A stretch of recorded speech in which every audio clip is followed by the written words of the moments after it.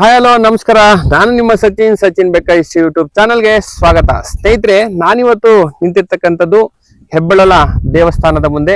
ಇವತ್ತಿಗೆ 1 ತಿಂಗಳ ಹಿಂದೆ ಸರಿಯಾಗಿ ನಾನು ಇದೇ ಗ್ರಾಮಕ್ಕೆ ಇದೇ ದೇವಾಲಯವನ್ನು ಹುಡಿಕೊಂಡು ಬಂದಿದ್ದೆ. ಆದರೆ ಆವಾಗ ಸಿಕ್ಕಿರಲಿಲ್ಲ, ಕಾರಣ ಬೇಲಿಗಳಿಂದ ಆವೃತವಾಗಿತ್ತು. ಬಟ್ ಇವತ್ತು ಈ ದೇವಾಲಯ ಸಂಪೂರ್ಣವಾಗಿ ಬೇಲಿಗಳಿಂದ ಮುಕ್ತವಾಗಿರ್ತಕ್ಕಂಥದ್ದನ್ನ ಕಾಣ್ಬೋದು. ಇದಕ್ಕೆ ಮುಖ್ಯ ಕಾರಣ ಅಂತಂದ್ರೆ ಹಾಸನದ ಪುರಾತತ್ವ ಇಲಾಖೆಯ ಅಧಿಕಾರಿಗಳು ಮತ್ತು ಈ ಗ್ರಾಮದ ಯುವಕರು, RSS ಸಂಘದ ಯುವಕರು ಈ ದೇವಾಲಯವನ್ನ ಸಂಪೂರ್ಣವಾಗಿ ಮುಕ್ತ ಮಾಡಿರ್ತಕ್ಕಂಥದ್ರಲ್ಲಿ ಇವರ ಪರಿಶ್ರಮ ಜಾಸ್ತಿ ಇದೆ. ಈ ದೇವಾಲಯದ ಬಗ್ಗೆ ಮತ್ತಷ್ಟು ಮಾಹಿತಿಗಳನ್ನ ಮತ್ತು ಈ ದೇವಾಲಯವನ್ನ ಸಂಪೂರ್ಣವಾಗಿ ಬೇಲಿಗಳಿಂದ ಸಂಪೂರ್ಣವಾಗಿ ಉಳಿಸಿರತಕ್ಕಂತಹ ಆ ರಕ್ಷಣೆ ಮಾಡಿರ್ತಕ್ಕಂತಹ ಯುವಕರಿಂದ ಇದರ ಬಗ್ಗೆ ಕೆಲವು ಮಾಹಿತಿಗಳನ್ನ ನಾನು ಈ ವಿಡಿಯೋದಲ್ಲಿ ಹಂಚಿಕೊಳ್ಳೋದು. ಈ ಹೆಬ್ಬಳಲ ಗ್ರಾಮಕ್ಕೆ ಇರ್ತಕ್ಕಂತಹ ಒಂದು ಮುಖ್ಯ ದಾಖಲೆ ಶಾಸನ. ಈ ಶಾಸನಗಳೇ ಇತಿಹಾಸದ ಪ್ರಮುಖ ಆಧಾರಗಳು. ಆ ಹೆಬ್ಬಳಲ ಗ್ರಾಮಕ್ಕೆ ಸೇರಿದಂತಹ ಒಂದು ಮುಖ್ಯ ಶಾಸನವನ್ನ ನಾನು ನಿಮ್ಗೀಗ ತೋರಿಸ್ತೇನೆ. ಇದು ಈ ದೇವಾಲಯದ ಹಿಂಭಾಗದಲ್ಲಿ ಕೆಳಗಡೆ ಬಿದ್ದಿರ್ತಕ್ಕಂಥದ್ದನ್ನ ಗಮನಿಸಬಹುದು. ಆದರೆ ಶಾಸನ ಸುರಕ್ಷಿತವಾಗಿರ್ತಕ್ಕಂತಹ ರೀತಿಯಲ್ಲಿ ಇರ್ತಕ್ಕಂಥದ್ದನ್ನ ಗಮನಿಸಿ. ಸ್ನೇಹಿತರೆ, ಈಗ ನೀವು ನೋಡ್ತಾ ಇರ್ತಕ್ಕಂಥದ್ದು ಶಾಸನದ ಮೇಲ್ಭಾಗ. ಶಾಸನದ ಮೇಲ್ಭಾಗದಲ್ಲಿ ಇಬ್ಬರು ಶಿವನಿಗೆ ಅಭಿಷೇಕವನ್ನು ಮಾಡ್ತಕ್ಕಂತಹ ರೀತಿಯಲ್ಲಿ ಎರಡು ಭಾಗದಲ್ಲೂ ಸಹ ಬಸವನ ಮೂರ್ತಿಗಳು, ಅಕ್ಕಪಕ್ಕ ಸೂರ್ಯ ಮತ್ತು ಚಂದ್ರರ ಚಿಹ್ನೆಗಳನ್ನು ಸಹ ಅಲ್ಲಿ ಕೆತ್ತಿರ್ತಕ್ಕಂಥದ್ದನ್ನ ಇಲ್ಲಿ ಗಮನಿಸಬಹುದು. ಜೊತೆಗೆ ನೋಡಿ, ಈ ಶಾಸನ ಬಹಳ ಉದ್ದವಾಗಿರ್ತಕ್ಕಂತಹ ಶಾಸನ. ಈ ಶಾಸನದಲ್ಲಿ 123 ಸಾಲುಗಳಿರ್ತಕ್ಕಂಥದ್ದನ್ನ ನೀವು ಇಲ್ಲಿ ಗಮನಿಸಬಹುದು. ನೋಡಿ, ಈಗ ಶಾಸನದ ಅಕ್ಷರಗಳು ನಿಮ್ಗೆ ಹಳೆಗನ್ನಡದ ಇಲ್ಲಿರ್ತಕ್ಕಂಥದ್ದನ್ನ ನೀವು ಗಮನಿಸಬಹುದು. ಅಕ್ಕಪಕ್ಕದಲ್ಲೂ ಸಹ ಈ ಶಾಸನದ ಸಾಲುಗಳಿರ್ತಕ್ಕಂಥದ್ದನ್ನ ನೀವು ಇಲ್ಲಿ ಗಮನಿಸಬಹುದು ಸ್ನೇಹಿತರೆ. ಹಾಗಾಗಿ 123 ಸಾಲಿನ ಶಾಸನಗಳು ಈ ಸಿಂಗೇಶ್ವರ ದೇವಾಲಯದ ಬಗ್ಗೆ, ಈ ಕೆರೆಯನ್ನ ಕಟ್ಟಿರ್ತಕ್ಕಂಥದ್ದರ ಬಗ್ಗೆ, ಹಾಗೂ ಈ ದೇವಾಲಯಕ್ಕೆ ದಾನ ಬಿಟ್ಟಿರ್ತಕ್ಕಂತಹ ವಿಚಾರ, ಹಾಗೂ ಹೊಯ್ಸಳರ ರಾಜವಂಶದ ಬಗ್ಗೆ ನಮಗಿಲ್ಲಿ ಮಾಹಿತಿಯನ್ನ ತಿಳಿಸ್ತಕ್ಕಂಥದ್ದು ಈ ಮುಖ್ಯ ದಾಖಲೆ. ಈ ದಾಖಲೆಯನ್ನ ಸಂರಕ್ಷಿಸ್ತಕ್ಕಂತಹ ಕೆಲಸವನ್ನ ಪುರಾತತ್ವ ಇಲಾಖೆ ಹಾಗೂ ಹೆಬ್ಬಳಲಿನ ಗ್ರಾಮಸ್ಥರ ಸ್ನೇಹಿತರು ಮಾಡಿರ್ತಕ್ಕಂಥದ್ದು ಅತ್ಯಂತ ಒಂದು ಸಂತೋಷದ ವಿಚಾರ. ಸ್ನೇಹಿತರೆ, ಈ ಕಾಣ್ತಾ ಇರ್ತಕ್ಕಂಥದ್ದು ಇದು ಒಂದು 3 ಲೈನಿನ ಶಾಸನ. ಇದು ಬೋದಿಗೆಯ ಭಾಗ ಅಂತ ಕಾಣಿಸುತ್ತೆ. ಇದು ಶಾಸನದಲ್ಲಿ ಉಲ್ಲೇಖ ಆಗಿರ್ತಕ್ಕಂಥದ್ದು ಇಲ್ಲ ನಾನು ನೋಡಿದ ಹಾಗೆ. ಹಾಗಾಗಿ ಈ ಶಾಸನ ಈ ಊರಿನ ಬಗ್ಗೆ ಮತ್ತಷ್ಟು ಹೆಚ್ಚಿನ ಮಾಹಿತಿಯನ್ನು ಕೊಡ್ತಕ್ಕಂಥದ್ರಲ್ಲಿ ಸಂದೇಹವಿಲ್ಲ. ಇದನ್ನ ಪುರಾತತ್ವ ಇಲಾಖೆಯವರು ಗಮನಿಸಿ ಹೋಗಿದ್ದಾರೆ. ಇದರ ಬಗ್ಗೆ ಮತ್ತಷ್ಟು ಮಾಹಿತಿ ಮುಂದಿನ ದಿನಗಳಲ್ಲಿ ಸಿಗ್ತಕ್ಕಂಥದ್ದನ್ನ ಈ ಮೂಲಕ ಗಮನಿಸಬಹುದು. ಸ್ನೇಹಿತರೆ, ಎಪಿಗ್ರಫಿ ಕರ್ನಾಟಕ ವ್ಯಾಲ್ಯೂಮ್ನಲ್ಲಿ ಈ ಊರಿಗೆ ಸಂಬಂಧಪಟ್ಟಂತಹ ಒಂದೇ ಒಂದು ಶಾಸನ ಇದೆ ಅಂತಕ್ಕಂತಹ ಮಾಹಿತಿ ನನಗಿತ್ತು. ಇಲ್ಲಿಗೆ ಬಂದ ಮೇಲೆ ಮೊದಲು ತೋರಿಸಿದಂತಹ ಒಂದು ಶಾಸನ ಮತ್ತೆ ಈ ಮೇಲ್ಭಾಗದ ಪೀಠ, ಬೋದಿಗೆ ಅಂತ ಕರಿತೀವಿ, ಇದರ ಮೇಲೂ ಸಹ ಕೆಲವು ಅಕ್ಷರಗಳಿರತಕ್ಕಂಥದ್ದನ್ನ ನಿಮಗೆ ತೋರಿಸ್ತಾ ಇದ್ದೀನಿ. ಇದು ಸಹ ಈ ದೇವಾಲಯದ ಬಗ್ಗೆ ಅಥವಾ ದಾನ ನೀಡಿರ್ತಕ್ಕಂಥದ್ರ ಬಗ್ಗೆ ಅಥವಾ ಯಾವುದೋ ಮುಖ್ಯ ಮಾಹಿತಿಯನ್ನ ಒಳಗೊಂಡಿರ್ತಕ್ಕಂತಹ ಶಾಸನ ಆಗಿದೆ. ಇದರ ಬಗ್ಗೆ ಸಹ ಪುರಾತತ್ವ ಇಲಾಖೆ ಅಧಿಕಾರಿಗಳು ಗಮನಹರಿಸಿ ಮತ್ತಷ್ಟು ಹೆಚ್ಚಿನ ಇತಿಹಾಸವನ್ನ ಜನರಿಗೆ ತಿಳಿಸ್ತಕ್ಕಂತಹ ಕೆಲಸವನ್ನ ಆಗಬೇಕಾಗಿದೆ. ಈ ಕಾಣ್ತಾ ಇರ್ತಕ್ಕಂಥದ್ದೇ ಹೆಬ್ಬಳಲ ಗ್ರಾಮದ ಸಿಂಗೇಶ್ವರ ದೇವಾಲಯ, ಹೊಯ್ಸಳರ ಕಾಲಕ್ಕೆ ಸೇರಿದ್ದು. ಈ ದೇವಾಲಯ ಪುರಾತತ್ವ ಇಲಾಖೆಗೆ ಸಂಬಂಧಪಟ್ಟಿರ್ತಕ್ಕಂತಹ ದೇವಾಲಯ. ಇದರ ದೇವಾಲಯದ ಸಂರಕ್ಷಣೆಯನ್ನ ಮಾಡ್ತಕ್ಕಂತಹ ಕೆಲಸ ಪುರಾತತ್ವ ಇಲಾಖೆಗೆ ಸೇರಿದೆ. ಅದ್ರ ಜೊತೆಗೆ ಈ ಗ್ರಾಮಸ್ಥರ ಯುವಕರ ಜವಾಬ್ದಾರಿಯೂ ಕೂಡ ಆಗಿದೆ. ಅದನ್ನ ಯಶಸ್ವಿಯಾಗಿ ನಿಭಾಯಿಸಿರ್ತಕ್ಕಂಥದ್ದನ್ನ ನೀವು ಕಾಣಬಹುದು. ಈಗ 1 ತಿಂಗಳ ಹಿಂದೆ ನಾನು ಈ ಗ್ರಾಮಕ್ಕೆ ಭೇಟಿ ನೀಡಿದಂತಹ ಸಂದರ್ಭದಲ್ಲಿ ಈ ದೇವಾಲಯ ಸಂಪೂರ್ಣವಾಗಿ ಆ ಬೇಲಿಯಿಂದ ಮುಚ್ಚಿ ಹೋಗಿತ್ತು. ಇವತ್ತು ಸಂಪೂರ್ಣವಾಗಿ ಆ ಬೇಲಿಯಿಂದ ತೆರವುಗೊಳಿಸ್ತಕ್ಕಂತಹ ಕೆಲಸವನ್ನ ಇವು ಗ್ರಾಮಸ್ಥರು ಮತ್ತು ಪುರಾತತ್ವ ಇಲಾಖೆ ಅಧಿಕಾರಿಗಳು ಮಾಡಿದ್ದಾರೆ.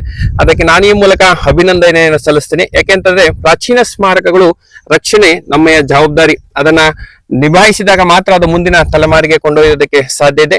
ಈ ಊರಿನ ಗ್ರಾಮಸ್ಥರು ಮಾಡಿರ್ತಕ್ಕಂತಹ ಕೆಲಸ ಸುತ್ತಮುತ್ತಲಿನ ಊರಿನ ಗ್ರಾಮಸ್ಥರಿಗೆ ಮಾದರಿಯಾಗಿದೆ ಅಂತ ನಾನು ಈ ಮೂಲಕ ತಿಳಿಸ್ತಾ ಇದ್ದೇನೆ. ನಾನು ಹಿಂದಿನ ವಿಡಿಯೋದಲ್ಲಿ ನಿಮಗೆ ತೋರಿಸಿರ್ತಕ್ಕಂತಹ ಒಂದು ವಿಗ್ರಹವನ್ನು ತೋರಿಸ್ತೇನೆ, ಶಿಲ್ಪವನ್ನು ತೋರಿಸ್ತೇನೆ. ಸಪ್ತಮಾತೃಕೆಯ ವಿಗ್ರಹ ಇದೊಂದೇ ನನಗೆ ವಸತಿ ಬಂದಂತಹ ಸಂದರ್ಭದಲ್ಲಿ ನನಗೆ ಕಣ್ಣಿಗೆ ಕಂಡಿದ್ದು. ಈ ಸಂದರ್ಭದಲ್ಲಿ ನೋಡಿ, ಸಂಪೂರ್ಣವಾಗಿ ಇಡೀ ದೇವಾಲಯವೇ ನಿಮಗೆ ಕಾಣ್ತಾ ಇದೆ. ಇದೊಂದು ಜೋಡಿ ದೇವಾಲಯ, ಶೈವ ಮತ್ತು ವೈಷ್ಣವ ದೇವಾಲಯಕ್ಕೆ ಒಂದು ಉತ್ತಮವಾಗಿರ್ತಕ್ಕಂತಹ ಹೊಯ್ಸಳರ ಕಾಲದ ದೇವಾಲಯ. ಒಳಗಿನ ಭಾಗಗಳ ಸಂಪೂರ್ಣವಾಗಿ ಬಿದ್ದು ಹೋಗಿದೆ. ಕಾರಣಾಂತರದಿಂದ ಕೆರೆಯ ಮಧ್ಯ ದಡದಲ್ಲಿ ಎತ್ತರವಾದಂತಹ ಸ್ಥಳದಲ್ಲಿ ಕಟ್ಟಿದ್ದಾರೆ. ನೀರಿನ ಹೊಡೆತಕ್ಕೆ ಸಿಲುಕಿ ದೇವಾಲಯ ಸಂಪೂರ್ಣವಾಗಿ ನಾಶವಾಗಿದೆ. ಅದನ್ನು ಪುನರ್ ವ್ಯವಸ್ಥೆಗೊಳಿಸತಕ್ಕಂತಹ ಕ್ರಮವಾಗಿ ಜೋಡಿಸ್ತಕ್ಕಂತಹ ಕೆಲಸ ಆಗಬೇಕಾಗಿದೆ. ಅದನ್ನ ಮುಂದಿನ ದಿನಗಳಲ್ಲಿ ಪುರಾತತ್ವ ಇಲಾಖೆ ಅಧಿಕಾರಿಗಳು ಮಾಡ್ತೀನಿ ಎಂಬತಕ್ಕಂತಹ ಭರವಸೆಯನ್ನ ಊರಿನ ಗ್ರಾಮಸ್ಥರಿಗೆ ನೀಡಿರ್ತಕ್ಕಂಥದ್ದು ಹೆಚ್ಚಿನ ಸಂತೋಷವಾಗಿರ್ತಕ್ಕಂತಹ ವಿಚಾರ. ಈ ದೇವಾಲಯದ ಭಾಗಗಳನ್ನ ಒಳಭಾಗದಲ್ಲಿ ನಾನು ತೋರಿಸ್ತಕ್ಕಂತಹ ಪ್ರಯತ್ನವನ್ನ ಮಾಡ್ತೇನೆ. ಅಲ್ಲಲ್ಲೇ ಕಂಬಗಳು, ಅಲ್ಲಲ್ಲೇ ದೇವಾಲಯದ ಮುಖ್ಯ ಬಿಡಿ ಭಾಗಗಳು ಸಹ ಬಿದ್ದಿರ್ತಕ್ಕಂಥದ್ದನ್ನ ಕಾಣ್ಬೋದು. ಸ್ನೇಹಿತರೆ, ಈಗ ನಿಮ್ಗೆ ಕಾಣ್ತಾ ಇರ್ತಕ್ಕಂಥದ್ದೇ ಈ ಶಿವನ ಮುಂಭಾಗದಲ್ಲಿ ಅಂತ ನವರಂಗದ ಭಾಗ ಅಂತ ಕರಿತೀವಿ. ಅಲ್ಲಿ ಈ ನಂದಿಯ ಮೂರ್ತಿಯನ್ನ ಇಲ್ಲಿ ಸುಂದರವಾಗಿರ್ತಕ್ಕಂತಹ ಇಲ್ಲಿ ಮೂರ್ತಿಯನ್ನ ಪ್ರತಿಷ್ಠಾಪಿಸಿರ್ತಕ್ಕಂಥದ್ದು. ನಂದಿಯನ್ನ ಸರಳವಾಗಿ ಏನು ಕೆತ್ತಿಲ್ಲ, ಸಂಪೂರ್ಣವಾಗಿ ಅಲಂಕಾರಿಕವಾಗಿ ಕೆತ್ತನೆ ಮಾಡಿರ್ತಕ್ಕಂಥದ್ದನ್ನ ನೀವಿಲ್ಲಿ ಗಮನಿಸಬಹುದು. ಇದು ಸಹ ಇಲ್ಲಿನ ವಿಶೇಷ ಅಂತ ನಾನು ನಿಮ್ಗೆ ತಿಳಿಸೋದಕ್ಕೆ ಬಯಸ್ತೇನೆ. ಈ ನಂದಿಯ ಮುಂಭಾಗದಲ್ಲಿ ಇರ್ತಕ್ಕಂಥದ್ದೇ ಶಿವನ ಗರ್ಭಗುಡಿ. ಅಲ್ಲಲ್ಲೇ ಮೇಲ್ಭಾಗದ ಪಟ್ಟಿಕೆಗಳು ಬಿದ್ದಿರ್ತಕ್ಕಂಥದ್ದನ್ನ ನೀವು ಗಮನಿಸಬಹುದು. ಶಿವನ ಮುಖ್ಯ ಗರ್ಭಗುಡಿ. ಈಗ ನಿಮ್ಗೆ ಈ ಕಾಣ್ತಾ ಇರ್ತಕ್ಕಂಥ ಇದು ಸುಖನಾಸಿಯ ಭಾಗ. ಒಳಭಾಗದಲ್ಲಿ ನೋಡಿ ನಿಮ್ಗೆ ಶಿವನ ಪಾಣಿಪೀಠ ಕಾಣ್ತಾ ಇರ್ತಕ್ಕಂಥದ್ದು. ಮೇಲ್ಭಾಗದಲ್ಲಿ ಶಿವಲಿಂಗ ಕಾಣ್ತಾ ಇಲ್ಲ. ಇದು ಸುಮಾರು 6x6 ಅಡಿ ವಿಸ್ತೀರ್ಣವನ್ನು ಹೊಂದಿರತಕ್ಕಂತಹ ಗರ್ಭಗುಡಿ. ಅತಿ ಹೆಚ್ಚು ಏನು ಕೆತ್ತನೆಗಳು ಇಲ್ಲದೆ ಇರತಕ್ಕಂತಹ ಒಂದು ಸುಂದರವಾಗಿರ್ತಕ್ಕಂತಹ ಶಿವನ ದೇವಾಲಯ. ನವರಂಗ ನಾನು ನಿಮ್ಗೆ ತೋರಿಸ್ತಾ ಇದ್ದೀನಿ. ಅಲ್ಲಲ್ಲೇ ದೇವಕೋಷ್ಠಗಳು ಚಿಕ್ಕ ಚಿಕ್ಕ ರೀತಿಯಾಗಿರ್ತಕ್ಕಂತಹ ಗುಡಿಗಳ ರೀತಿಯಲ್ಲಿ ಕೆತ್ತನೆ ಮಾಡಿರ್ತಕ್ಕಂಥದ್ದು. ಈ ಭಾಗದಲ್ಲಿ ಸುಂದರವಾಗಿರ್ತಕ್ಕಂತಹ 4 ಅಡಿ ಎತ್ತರದ ಒಂದು ಗಣೇಶನ ವಿಗ್ರಹ ಇತ್ತು. ಅದನ್ನ ಕಳತನ ಆಗಿದೆ ಅಂತ ಊರಿನ ಗ್ರಾಮಸ್ಥರು ಹೇಳ್ತಾರೆ. ದಾಖಲೆಗಳಲ್ಲೂ ಸಹ ಆ ವಿಗ್ರಹ ಬಂದ ಬಗ್ಗೆ ನಮಗೆ ಮಾಹಿತಿ ಇರ್ತಕ್ಕಂಥದ್ದನ್ನ ನಾನು ನಿಮ್ಗೆ ತಿಳಿಸೋದಕ್ಕೆ ಬಯಸ್ತೇನೆ. ಇದು ನವರಂಗದ ಮೇಲ್ಭಾಗ ಅಂತ ಕರಿತೀನಿ. ನೋಡಿ ಇಲ್ಲಿ ಈ ನವರಂಗದ ಮೇಲ್ಭಾಗ ಸಂಪೂರ್ಣವಾಗಿ ಕುಸಿತ ಆಗಿರ್ತಕ್ಕಂಥದ್ದನ್ನ, ಸಂಪೂರ್ಣವಾಗಿ ನಾಶವಾಗಿರ್ತಕ್ಕಂಥದ್ದನ್ನ ಗಮನಿಸಬಹುದು. ಈ ನವರಂಗ ಸುಮಾರು 20x20 ಅಡಿ ವಿಸ್ತೀರ್ಣವನ್ನು ಹೊಂದಿರತಕ್ಕಂತಹ ಈ ನವರಂಗದ ಬಲಭಾಗದಲ್ಲಿ ನಿಮ್ಗೆ ಕಾಣ್ತಾ ಇರ್ತಕ್ಕಂಥದ್ದೇ ಕೇಶವ ದೇವಾಲಯ. ಸಾಮಾನ್ಯವಾಗಿ ಶೈವ ದೇವಾಲಯ ಬೇರೆ, ವೈಷ್ಣವ ದೇವಾಲಯಗಳೇ ಬೇರೆ. ಆದ್ರೆ ಈ ದೇವಾಲಯದಲ್ಲಿ ಶೈವ ಮತ್ತು ವೈಷ್ಣವ ದೇವಾಲಯದ ಎರಡೂ ಸಹ ಗರ್ಭಗುಡಿಗಳು ಇರ್ತಕ್ಕಂಥದ್ದನ್ನ ನಾವಿಲ್ಲಿ ಗಮನಿಸಬಹುದು.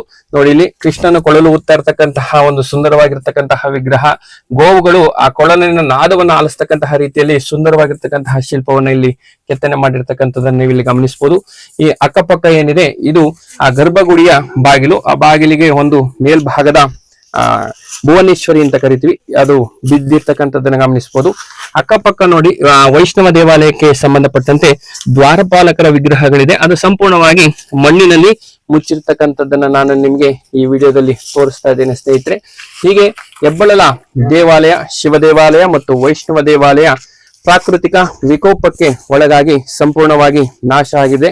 ಆದ್ರೂ ಸಹ ಇರ್ತಕ್ಕಂತಹ ದೇವಾಲಯವನ್ನ ಸಾಧ್ಯವಾದಷ್ಟು ಮಟ್ಟಿಗೆ ಉಳಿಸ್ತಕ್ಕಂತಹ ಪ್ರಯತ್ನವನ್ನ ಈ ಊರಿನ ಗ್ರಾಮಸ್ಥರು, ಯುವಕರು, ಪುರಾತತ್ವ ಇಲಾಖೆ ಮಾಡ್ತಾ ಇರ್ತಕ್ಕಂಥದ್ದು ಅತ್ಯಂತ ಹೆಚ್ಚಿನ ಶ್ಲಾಘನೀಯ ವಿಚಾರ.